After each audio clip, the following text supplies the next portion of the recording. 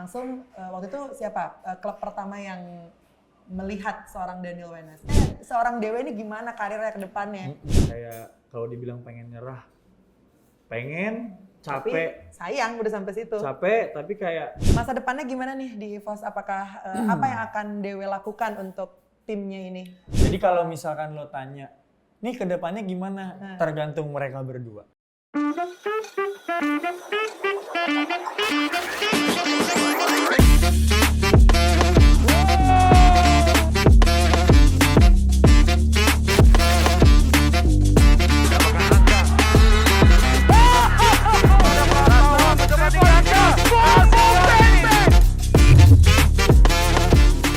Hai IBL fans, balik lagi barengan sama aku Laras Tahira di Instant Replay. Seperti biasa di konten kali ini kita bakal ngobrol-ngobrol nih sama atlet-atlet basket.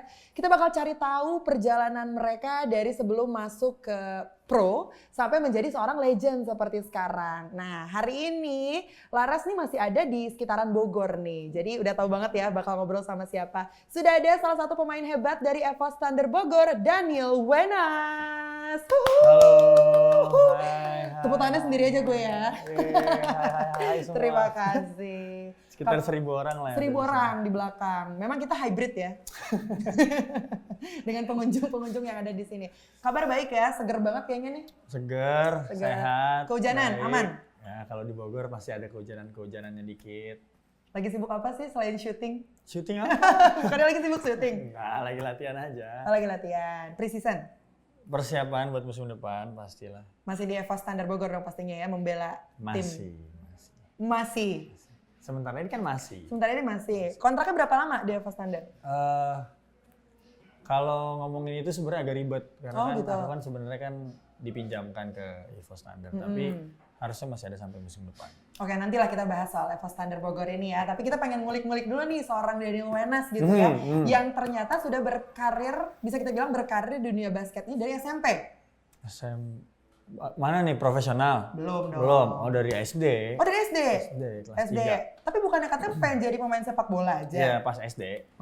Main-main bola di sekolah gitu kan? Iya tapi dulu waktu itu SD gue tuh nggak ada ekstrakurikuler sepak bola. Oh bola. Adanya yang futsal gitu. Oh iya main-main di lapangan gitu kan? Iya gue males gitu, kayak gue mau main di lapangan rumput. Oh pengen yang pro langsung gitu? Jadinya kayak abis itu gue harus ikut ekskul untuk nilai. Ya udah gue ikut basket. Oh awalnya buat nilai doang? Awalnya buat nilai, tapi lama-lama buat nilai dompet. Nilai dompet dan akhirnya sama nilai di masa depan. Nilai di masa depan dan ternyata memang menguntungkan ya? Iya dong harus. Kalau nggak menguntungkan masa masih main sampai hari ini. Betul. Tapi dulu waktu sukanya banget nonton main sepak bola tuh nontonin klub apa dulu? Gue MU sampai mati sampai hari ini. GGMU. Iya, gue MU sampai hari ini. Oh, gitu. Gue kalau suruh pilih nonton NBA atau nonton bola, gue nonton MU. Iya beneran. Wah keren banget. Tapi sekarang masih suka main bola? Masih. Oh masih? Kayak yang weekend-weekend gitu? Iya, yang mini soccer. Mini soccer, gitu. Yang ada fotografer profesionalnya. Iya. Sekali lah main lapangan gede, tapi udah nggak terlalu sering. Oh gitu. Tapi waktu itu kenapa? Akhirnya Dewa ini memutuskan untuk oke deh gue di basket aja deh.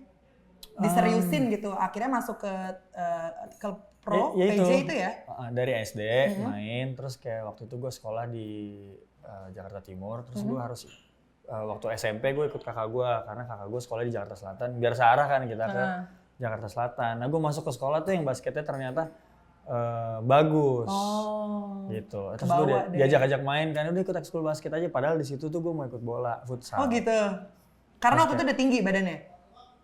So-so sih, so-so lah pokoknya. Tapi standar kayak, SMP lah ya. Terus gue bilang ya udah gue mau ikut basket, tapi gue tetap mau ikut bola, gitu. Jadi terus dibolehin ikut dua-duanya. Ya udah, pas ikut basket tuh kayak menang pas ikut bola tuh kayak susah banget mau menang gitu loh. Akhirnya ikut basket, menang, dapat banyak achievement di level pelajar SMP waktu itu kayak pemain terbaik, top score segala macam. Itu dari sekolah tuh? Terus habis itu diajak sama salah satu klub amatir di Jakarta Selatan untuk main di kelompok umur. Waktu itu kelompok umur 14 tahun, 16 tahun. Ya udah main. Akhirnya itu kan udah sampai tingkat DKI, udah sampai tingkat kota gitu ya. Ya makin banyak yang lihat, terus akhirnya kayak diajak masuk ke sekolah yang SMA-nya waktu itu SMA 3 Jakarta, yang emang basketnya tuh nomor 1 jago-jago, banyak pemain nasional yang lulusan situ gitu. Ya udah dari situ udah deh terus-terusan. Terus ditambah fans cewek juga nggak usah ditanya kalau basket ya. Ya kalau waktu SMP mah biasa-biasa aja. Masa sih? Bukan dari kita nggak, aku tuh inget banget ya IBL fans zaman-zaman SMP kalau kita udah mau nonton teman-teman kita yang atlet basket tuh cewek-ceweknya pada kayak gitu semua. Ya tapi buat pada saat itu kan nggak terlalu gimana gitu loh. Nah, gitu. Pas SMA baru. Pas SMP belum lah, pas SMA baru. SMA langsung waktu itu siapa klub pertama yang melihat seorang Daniel Wenas? Klub pertama tuh Pelita Jaya. Oh udah langsung Pelita Jaya, udah langsung dikeker gitu ya Pelita Jaya. Ini kayaknya bakalan diambil nih. Pelita Jaya, terus habis itu ada klub lain juga. Waktu itu Garuda Bandung, sekarang Prawira Bandung. Balik lagi habis itu ke PJ. Tapi akhirnya waktu itu mutusin untuk di Pelita. Karena waktu dari pertama kan yang ngajak latihan bareng tuh Pelita. Jadi waktu kelas 2 SMA akhirnya ikut latihan sama Pelita sering. Begitu lulus SMA baru main di pro sama Pelita. Tapi waktu itu udah sempat Dewa ini udah sempat ngelihat nggak sih beberapa klub yang kayaknya pengen join di klub itu selain Pelita Jaya? Dulu ya itu Pelita sama Garuda. Oh dua-dua itu ya. Tapi akhirnya masuk juga. Dua-duanya. Habis Pelita Garuda balik lagi Pelita. Nggak bisa move on. Enggak, sebenarnya kayak ada kesempatan dan ada satu ada kesempatan yang karena memang waktu itu Garuda ditinggal sama pemain-pemain seniornya kan waktu aku dari Pelita, waktu gue dari Pelita gue pindah ke Garuda tuh karena waktu itu Garuda tuh kehilangan pemain-pemain seniornya kayak Denny Sumargo, pensiun segala macam. Jadi kayak kayaknya kalau gue ditawarin pindah ke situ, waktu itu gue berpikiran ini chance gue untuk lebih melejit lagi karena waktu di Pelita Jaya kan masih banyak pemain-pemain senior yang masih aktif. Jadi tulang punggung dong waktu itu. Dan akhirnya balik ke Pelita Jaya kan terus juara kan 2017. Jadi timingnya pas semua. Timingnya pas. Dan waktu itu kan yang kalau nggak salah Daniel Wenas yang menentukan 3 poinnya ya. Season 2016-17. 3 poinnya Daniel Wenas. Anak Bandung ya jadi tahu ya. Soalnya di Bandung kan tuh di Citra. Iya lagi. Tapi emang iya nggak sih? Tapi itu salah satu achievement. Tapi ada nggak achievement lain yang menurut seorang Dewa ini, ini gue lebih oke di sini nih achievement gue nih. Itu salah satu highlight sih sebenarnya, bukan achievement ya. Itu salah satu highlights yang, gue pernah bikin one of my biggest shots, one of my biggest plays of my career yang bisa bikin waktu itu Pelita Jaya ngambil game pertama waktu itu di Bandung. Karena kalau kita waktu itu kalah di game pertama sulit untuk balik main di kandang lawan kan. Tapi kalau dibilang achievement yang sebenarnya gue tidak duga-duga mungkin kalau bisa dibilang 1000 poin yang di IBL itu sih. Karena gue nggak tahu tiba-tiba kayak mau main besoknya terus kayak Nil 6 poin lagi lu 1000. Hah? Emang iya gue nggak pernah ngitung soalnya kan. Nggak pernah tahu dari berapa fokus tahun aja berkarir kan. ya. Tiba-tiba kan 6 poin lagi 1000. Kalau lu 1000, kalau lu 6 poin lagi, lu 1000. Kalau 3 poin lagi ada waktu itu teman gue si Ragil. Ragil dulu yang 1000 jadinya. Tapi untungnya waktu itu gue main duluan. Oke, dapet jadi gue yang main duluan. Jadi gue yang waktu itu gue bikin 8 poin, kalau nggak salah 10 poin. Akhirnya gue 1000 duluan baru dia. Ya itu sebenarnya yang kayak, ternyata gue bisa juga bikin sebanyak itu gitu. Gue agak kaget tapi seneng juga. Iyalah masa gak seneng ya. Karena tapi gue kaget banget kayak emang iya. Ya karena nggak pernah ngitung kan satu shoot ngapain gitu. Ternyata ada penilaian itunya ya. Ada. 1000 poin.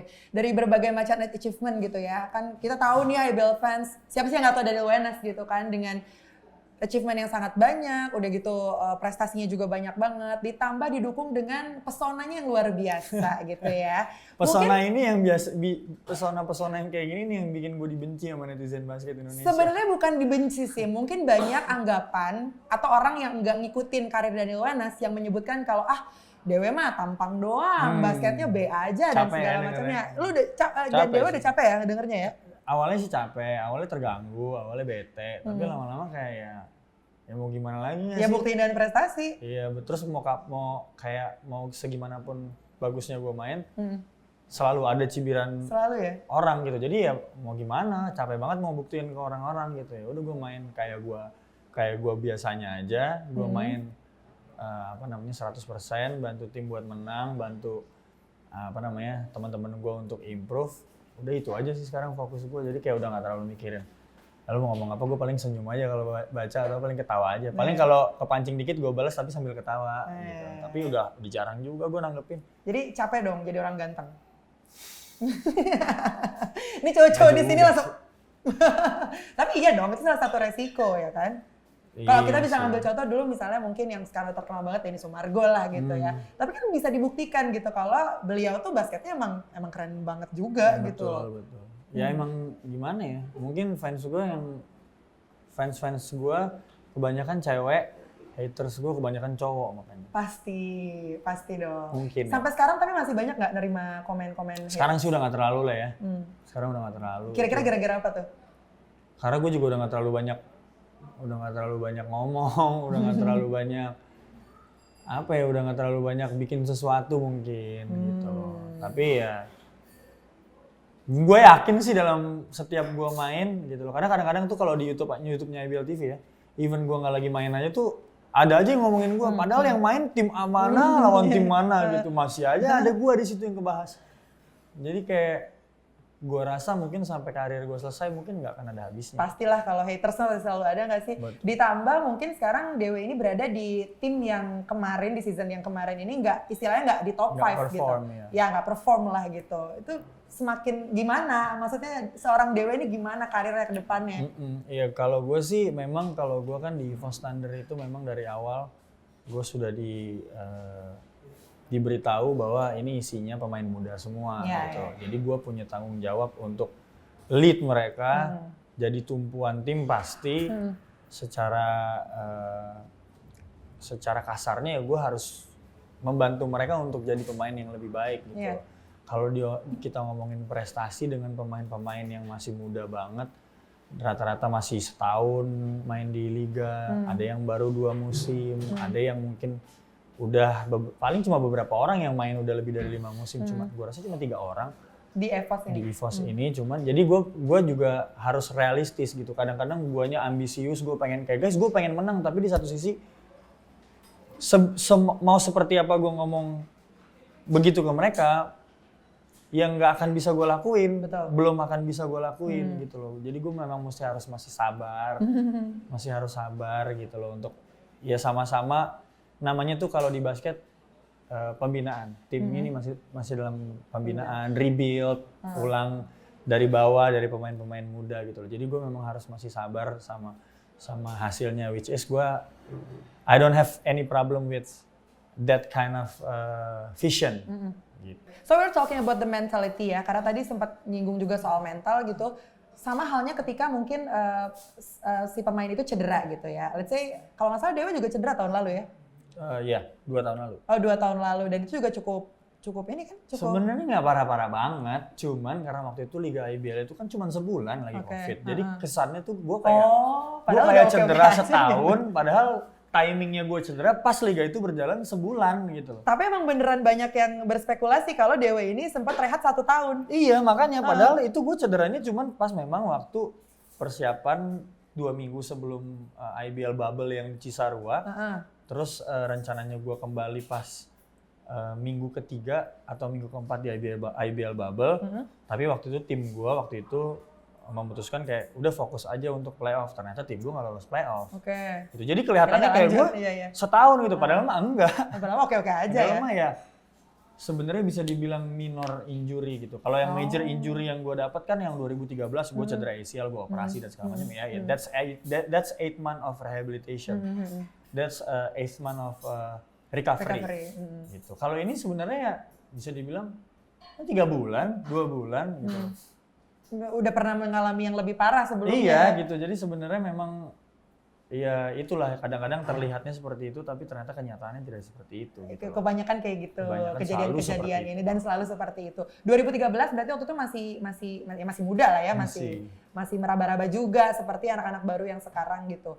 Cara seorang Daniel Wenas untuk bangkit lagi ketika let's say itu adalah kejadian yang membuat Dewa ini terpuruk gitu ya dengan ACL itu, recovery selama 8 bulan atau mungkin setahun lah mungkin ya.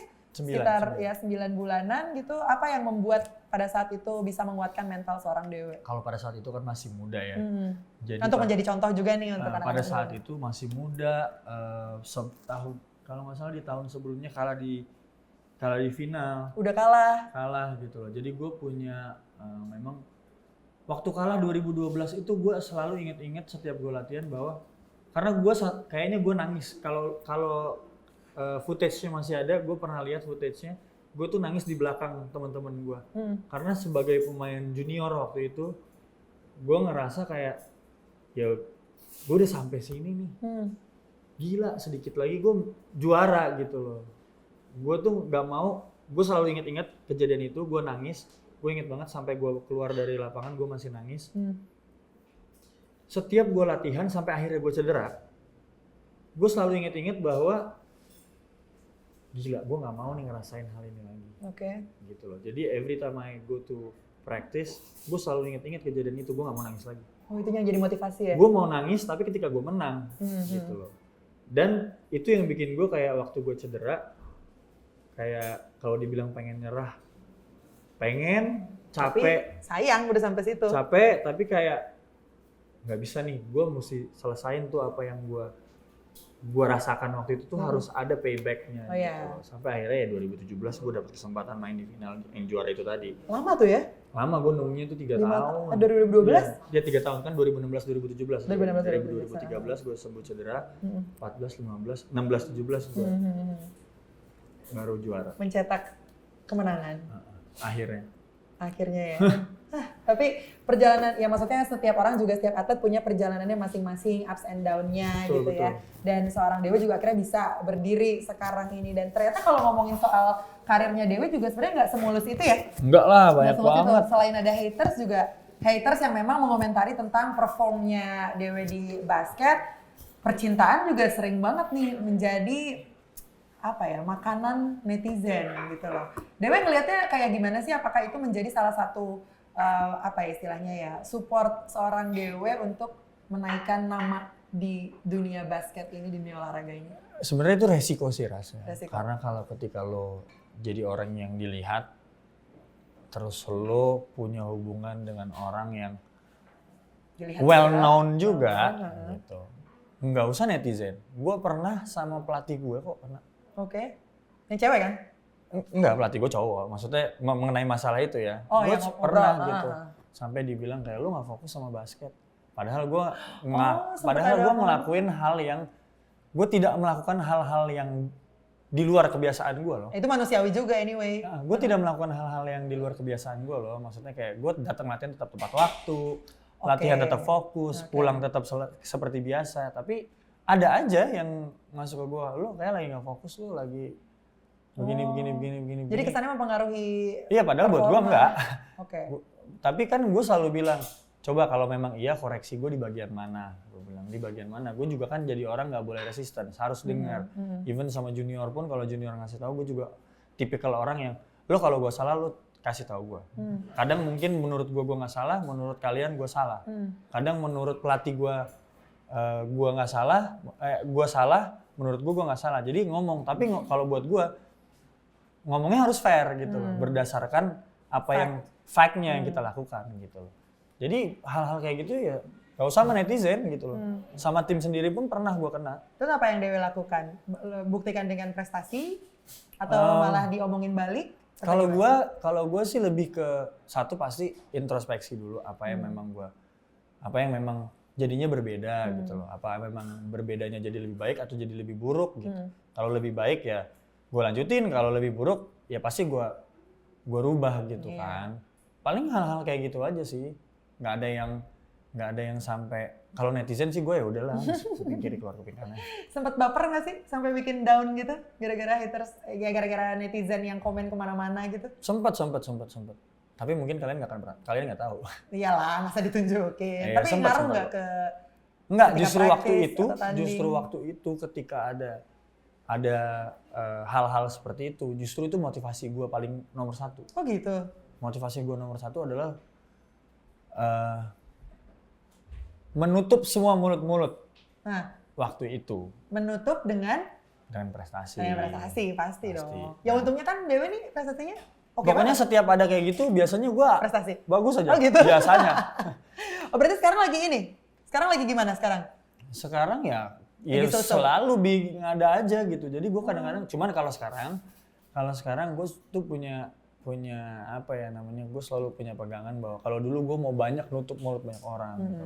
Kalau sekarang gue cuma punya tangan 2 buat tutup telinga kanan sama telinga kiri. Karena kalau nutup nutup Nggak mulut bisa. banyak orang, tangan gue cuma 2. Susah, nggak akan Gitu. bisa. Jadi buat gue, I do it for myself, I do it for my family, I do it for my legacy, that's all. Iya bagus sih. Udah itu sebuah statement yang menurut Laras juga udah oke banget, udah nggak usah ngapa-ngapain lagi deh gitu. Dan berbicara mengenai tim DW sekarang, EVOS Thunder Bogor gitu ya. 2 tahun ya, 2 tahun di EVOS. Baru setahun. Oh setahun ya? Baru 2021. 21. 2 tahun dong? Kan sekarang baru 2022. Oh ya, bukan awal 2021. Enggak, akhir 2021. Oh akhir 2021, oke. EVOS itu salah satu klub dengan pelatihnya, asisten pelatihnya, fisioterapisnya, teman-temannya yang support gue dari belakang untuk kembali lagi kayak jadi Daniel Wenas yang dulu. Oh, semua support ya? Dan membantu gue untuk kembali ke peak performance, 100%-nya physically sehat, physically bisa berkompetisi di Liga Basket Indonesia lagi gitu. Walaupun memang hasilnya, maksudnya hasil dari musim lalu itu buat gue juga, mungkin kalau lo lihat statistik gue, ya itu statistik standar, nggak yang wow banget gitu loh. Tapi kalau lu bandingin statistik gue sama statistik pemain lain, statistik gue itu statistik yang baik sebenarnya. Gue nggak bilang bagus ya, gue bilang ya oke lah untuk seorang Daniel Wenas ya, ini statistiknya oke gitu. Tapi kan selalu yang namanya netizen itu kan selalu kan, Daniel Wenas biasanya bikin 15 poin per game, kok sekarang cuma 10, kok cuma 12, kok finishnya cuma 8 poin per game gitu. Pasti akan keluar kata-kata gitu, karena standar memang yang gue taruh di musim-musim sebelumnya tuh lumayan tinggi gitu. Dan banyak pemain yang membuat angka statistik segitu nggak dinyinyirin. Karena nggak biasa. Nah, begitu. Jadi memang gue, menurut gue udah on track lah. Udah on track dari masa yang tadi gue cedera, waktu gue bermain di Bali United, gue sekarang di EVOS, gue udah on track back to my peak performance gitu. Semoga ya di musim depan gue bisa kembali lagi ada di peak performance gue yang pernah atau mungkin melebihi. Dengan EVOS? Dengan EVOS ya, kalau itu kan gue bilang itu bukan tergantung gue. Kalau gue oke, nih gue kasih lo main di EVOS lagi musim ini ya, gue akan tetap main di EVOS pasti. Oke, yang penting selalu memberikan performa yang oke lah ya. Betul. Buat tim apapun itulah. Betul. Yang paling penting sekarang untuk EVOS-nya dulu. Kebetulan kan tim yang udah gue bela banyak ya. Iya bener. Banyak ya. Banyak ya, jadi dan selalu kan pasti akan ada omongan, ih Daniel Wenas gak loyal, pindah klub mulu, money oriented, pasti ngomongnya gitu, netizen apalagi. Padahal tuh hal-hal yang membuat gue pindah dari klub-klub yang sebelumnya itu, kalau lu ada di posisi itu juga lu pasti akan cabut. Oke. Ya netizen gak ngerti aja gitu gimana gitu ya. Tapi perjalanan karir pindah-pindah klub ini apakah berhubungan dengan kisah cintanya yang juga pindah-pindah? Enggak dong. Enggak ya. Setia ya? Enggak dong. Jatuh. Tiba-tiba jatuh. Bolanya jatuh. Enggak, cuma sampai situ aja kok nanya. Situ aja ya. Soal percintaannya. Apa mau dibahas soal percintaan? Enggak usah. Enggak usah ya. Sekarang lagi oke ya percintaan? Sekarang lagi. Atau lagi, maksudnya oke kan dalam artian oke dengan pasangan atau oke karena ya masih nyaman sendirian gitu loh. Kalau dibilang nyaman sendirian nyaman, tapi kan nggak mau selamanya sendirian. Oh, jomblo gitu kan maksudnya? Iya nggak? Iya dong. Iya. Ya. Jadi nggak tahu ya ketika ini tayang nanti. Oh iya benar. Ini tayangnya berapa tahun lagi ya? Enggak dong. Ya nanti kalau misalnya chat-chatnya jangan yang haters ya, tapi yang flirting aja nggak apa-apa dong. Jangan. Oh jangan juga. Jangan juga. Ya udah jangan. Ya udah. Ini terakhir aja deh ya, karena kita udah 5 jam ya kita ngobrol-ngobrol. Udah sekitar 5 jam, ditonton sama 1.000 orang. Kita sama hybrid juga nih di sini banyak. Mungkin terakhir aja deh, karena dari tadi juga udah banyak nyeritain soal perjalanan hidup seorang Daniel Wenas gitu ya. Untuk sekarang kan banyak sekali pemain-pemain baru ya, yang masuk juga ke ke klub-klub profesional gitu. Yang tadi kita udah ngomongin soal attitude-nya apa segala macam gitu. Mungkin ini aja kali, bukan ujangan ya, kalau ujangan kayak terlalu inilah. Mungkin tips untuk seorang atlet basket ke depannya seperti apa, mungkin include attitude atau segala macam. Kalau gue selalu, ini kata-kata andalan gue sih, gue sampai udah hafal gitu ya. Jadi gini, kalau masuk ke liga, ini kita ngomongin pemain yang masuk di liga basket. Pemain yang masuk di liga basket profesional. Kita ngomongin untuk pemain yang masuk di liga basket profesional ya. Masuknya itu gampang. Ya. Tapi bertahannya itu sulit. Nah, itu dia. gitu. Masuk tuh gampang, ada yang setahun masuk, 2 tahun masuk keluar, 3 tahun masuk keluar gitu. Bertahannya itu sulit. Ketika lo habis kontrak sama tim lo yang pertama, apakah ada tim lain yang mau hire lo, atau lo nya sendiri kadang-kadang ngerasa, duh gue capek deh latihan basket, aduh gue capek deh jadi atlet, aduh gue capek deh harus bangun pagi latihan seperti ini, seperti itu. Itu tuh buat gue sesimpel kalau kata-kata lo misalkan kayak gue bosan, passion gue nggak di basket. Kalau emang lo nggak passion di basket dari awal, mending gak usah main. Betul. Buang-buang waktu, pasti. Karena daripada lo main buang waktu 3 tahun, 25, 26, kalau lo udah kerja dari 22 tahun, lo kerja di tempat lain, di bidang lain, lebih menguntungkan buat lo. Walaupun kita nggak akan pernah tahu ya garis tangan orang gitu loh. Cuman buat gue selalu gini, basketball is a fun game.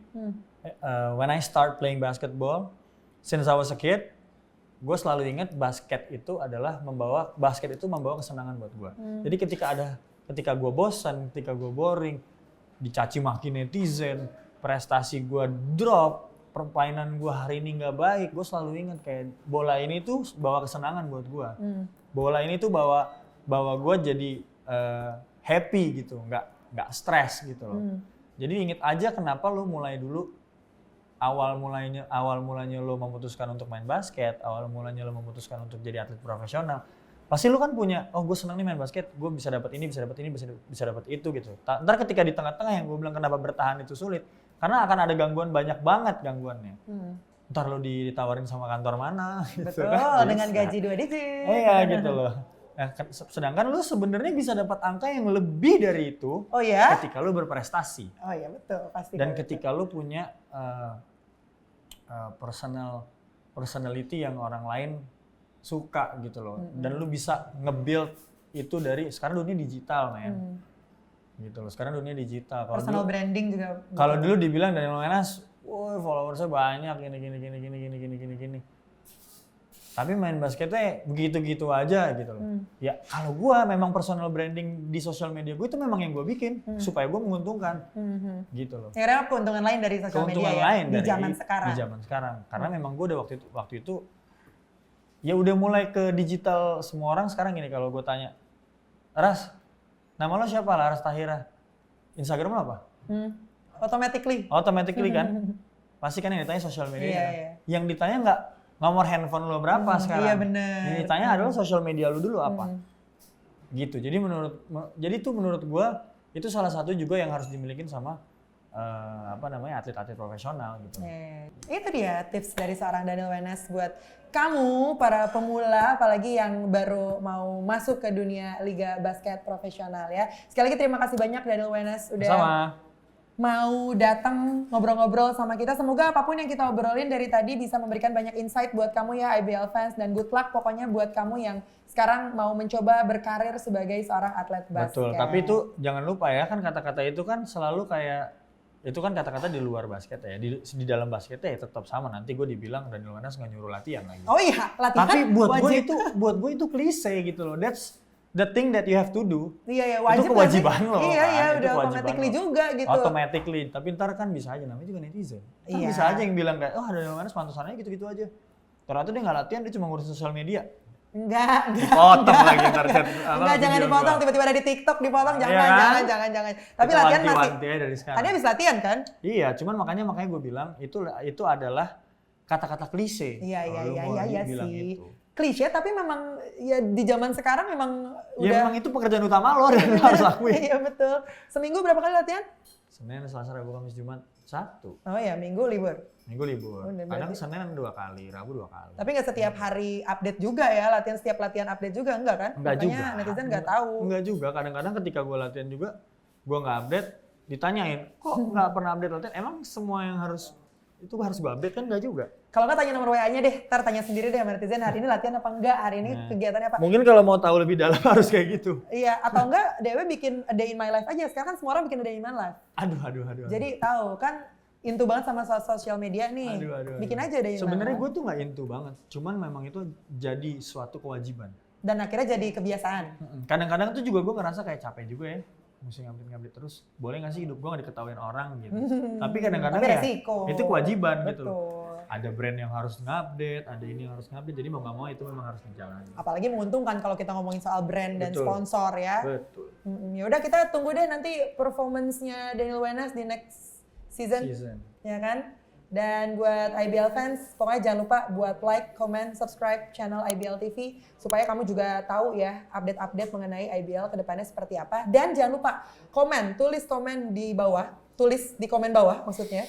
Siapa kira-kira atlet basket yang bisa kita ulik-ulik lagi nih soal kehidupannya ataupun mungkin percintaannya ya. Kalau gitu sekarang Laras Tahira sama Daniel Wenas pamit dulu ya. Kita ketemu lagi di episode selanjutnya. Bye-bye.